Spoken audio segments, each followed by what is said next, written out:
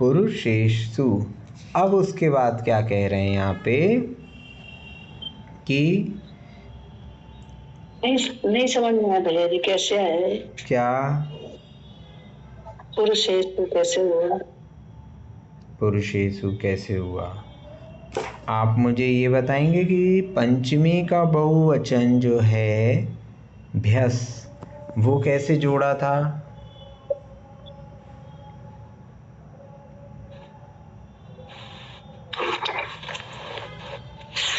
पंचमी का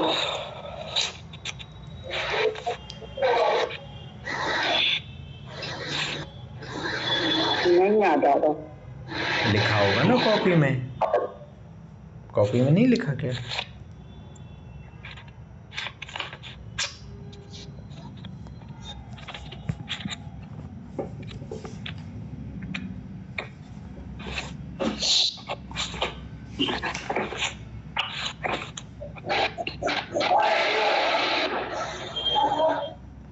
कोई बताएगा पंचमी का बहुवचन कैसे जोड़ा था यहाँ पे? धुटी बहुत कूप में। क्या हुआ था उसमें? धुटी बहुत, क्योंकि भ्यस है भा धुट है तो उसमें था तो बहुवचन संबंधी भी था। तो धुटी बहुत तो से ए आ का ए हो गया था। क्या क्या कंडीशन थी धुटी बहुत्व में? सबसे पहले तो अकारांत था, अकारांत के आगे धुट था और बहुवचन संबंधी था। धुट क्या क्या होते हैं? धुट 4 अंतस्थ और 5 अनुनासिक को छोड़कर 24 धुट होते हैं। 24 क्या व्यंजन? धुट, हाँ 24 व्यंजन धुट होते हैं। 33 में से 9 धुट हो जाते हैं और 24 धुट होते हैं। हाँ, तो 24 धुट होते हैं। तो 24 धुट होते हैं तो यहाँ पर भी क्या हुआ, यहाँ पे सा क्या है? धुट है, क्योंकि ये ना तो अनुनासिक है ना अंतस्थ है, यारा लावा में भी नहीं है और अनुनासिक में भी नहीं है, तो सा क्या है? धुट है।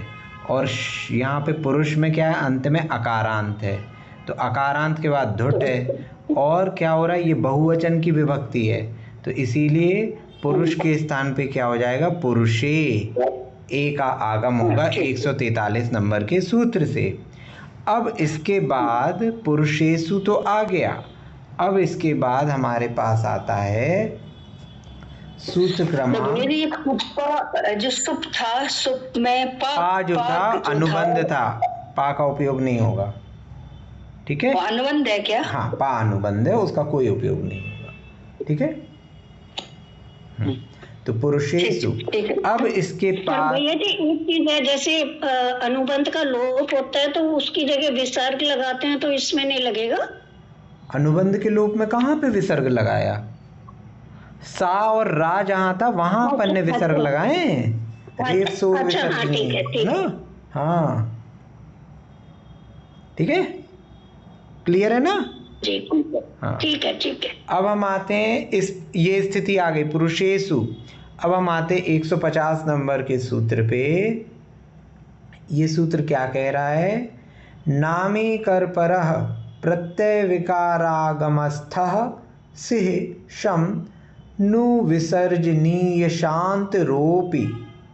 नामी कर परः प्रत्यय विकारागमस्थः सिह शम नु विसर्जनीय शांत रोपी। क्या कहना चाह रहे हैं यहाँ पे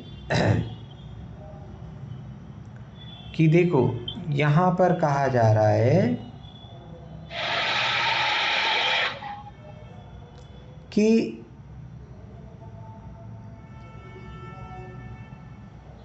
नामी के परे, नामी के बाद,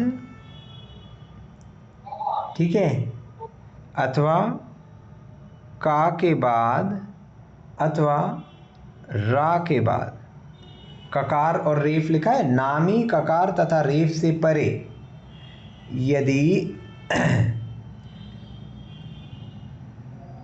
प्रत्यय संबंधी, विकार संबंधी या आगम संबंधी सकार है, किसी प्रत्यय का, किसी परिवर्तन का, विकार मतलब होता है कोई परिवर्तन किया है, और सकार का आगम हुआ है, ऐसी कोई भी परिस्थिति है तो सकार के स्थान पे क्या हो जाएगा, शकार हो जाएगा, सा का शा हो जाएगा।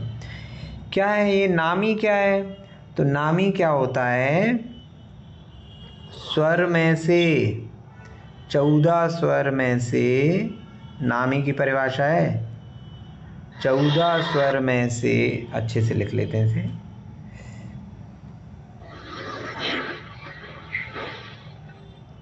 14 स्वर, इसमें से अलग कर दो अवर्ण,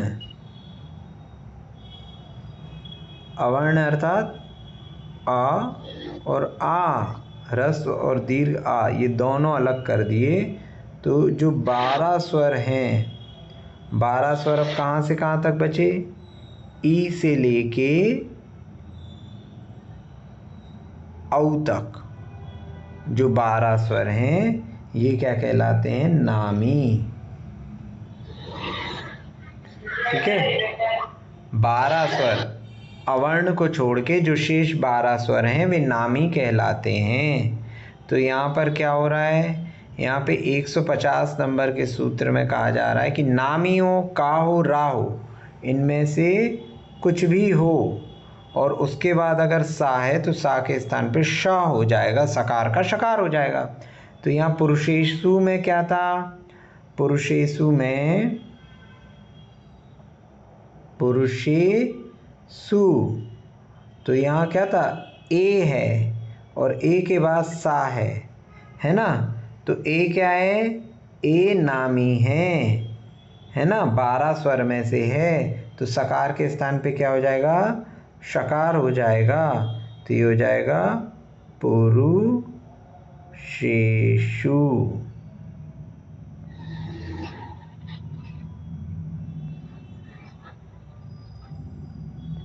ठीक है, किस सूत्र से हुआ ये, 150 नंबर के सूत्र से। पुरुषेषु नामी कर्पर प्रत्यय विकारागमस्थः शेषम नु विसर्जनीय शांत रूपी। ठीक है, तो इस सूत्र के माध्यम से चूंकि पुरुषे में ए था तो ए के कारण वह नामी है, नामी के बाद सा है तो सा का शा हो जाएगा। ठीक है, तो इस प्रकार आप लोगों की अकारांत संबंधी सभी विभक्तियां हो गईं। तो अब आप किसी भी शब्द के रूप पूरे के पूरे बना सकते हो, बालक हो, पुरुष हो, अकारांत शब्द हो, देव हो, है ना, उनके अपन पूरे रूप बना सकते हैं। अभी थोड़ा सा कहीं काम से जाना है तो इस कक्षा को यहीं विराम दे रहे हैं अभी, है ना। आपको जो भी डाउट्स हो तो आप लोग भेज सकते हैं। और अब आपको हम 5-6 शब्द दे रहे हैं, उन शब्दों के पूरे प्रथमा से लेके सप्तमी तक पूरे और संबोधन इंक्लूड करके पूरी विभक्तियां लिखनी हैं, उसके पूरे शब्द रूप लिखने हैं। ठीक है, ये आपके पूरे एक शब्द रूप हो गए, ये ही सबसे कठिन थे। ये अगर आपको आ गए तो बाकी सारे आपको चुटकियों में आ जाएंगे, बहुत आराम से हो जाएंगे। यहीं पे विराम लेते हैं। ठीक है, तो ये जी प्रत्यय संबंधी, विकार संबंधी और आगम संबंधी ये क्या कहलाएगा? देखिए, प्रत्यय संबंधी तो अभी हम पढ़ रहे हैं, है ना, और विकार संबंधी होता है कि कहीं पे कोई परिवर्तन होता है, वो कंडीशनें आगे आएंगी उस समय बताया जाएगा। और आगम संबंधी ये कंडीशनें भी आगे के सूत्रों में आएंगी, आगे की, तब ये अच्छे से समझ में आएगा। अभी केवल आप ये मान के चलिए कि प्रत्यय संबंधी में हम ये परिवर्तन कर रहे हैं, क्योंकि अभी जो आपका सुप है, सुप प्रत्यय था, है ना, सुप प्रत्यय था, तो उसके कारण सा आया। ठीक है, आगे की जब ये और सूत्र लगेगा आगे तो ये कंडीशनें क्लियर होती जाएंगी। ठीक है, अच्छा, एक चीज़ आप सभी को और बताना था कि हम सभी अभी जो कातंत्र पढ़ रहे हैं ये प्रथम स्तर की अर्थात लेवल 1 पे पढ़ रहे हैं, लेवल 1 पे पढ़ रहे हैं अर्थात बेसिक्स पढ़ रहे हैं। तो इसमें क्या है, इसमें हम उन सूत्रों का उपयोग कर रहे हैं जो सूत्र बहुतायत उपयोग होते हैं। एक्सेप्शनल केसेस, अपवाद सूत्र अभी हम नहीं पढ़ रहे हैं, या जिन सूत्रों का बहुत रेयरली, बहुत दुर्लभता से कहीं कहीं पे ही उपयोग होता है, उनको हम अभी नहीं पढ़ रहे। इसलिए नहीं पढ़ रहे कि आप लोगों को कोई कन्फ्यूज़न ना हो। पहले जो बेसिक सूत्र हैं जिनमें हमारी कमांड अच्छी होनी चाहिए, जो बहुतायत प्रयोग में आते हैं, तो उनमें जब हमें अच्छे से आने लगेगा उसके बाद हम एक्सेप्शनल केसेस पढ़ेंगे। वरना क्या होता है, एक्सेप्शनल केसेस भी साथ में पढ़ते जाओ तो कई बार फिर कठिन लगने लगता है, और कठिन लगने लगता है तो फिर सब लोग सब कुछ छोड़ छाड़ के बंद कर देते हैं। तो वैसी कंडीशन ना हो। वैसे तो आप लोग बहुत अच्छे हैं, छोड़ेंगे नहीं, लेकिन हमको भी पढ़ाने में दिक्कत जाती है, तो इसीलिए अभी अपन सरल सरल करेंगे, कठिन कठिन बाद में करेंगे। जब हम इसी का कातंत्र का लेवल 2 पढ़ेंगे, उस लेवल 2 के समय हम जो एक्सेप्शनल केसेस हैं वो पढ़ेंगे। ठीक है, कोई प्रश्न किसी का? आप विभक्ति लिखने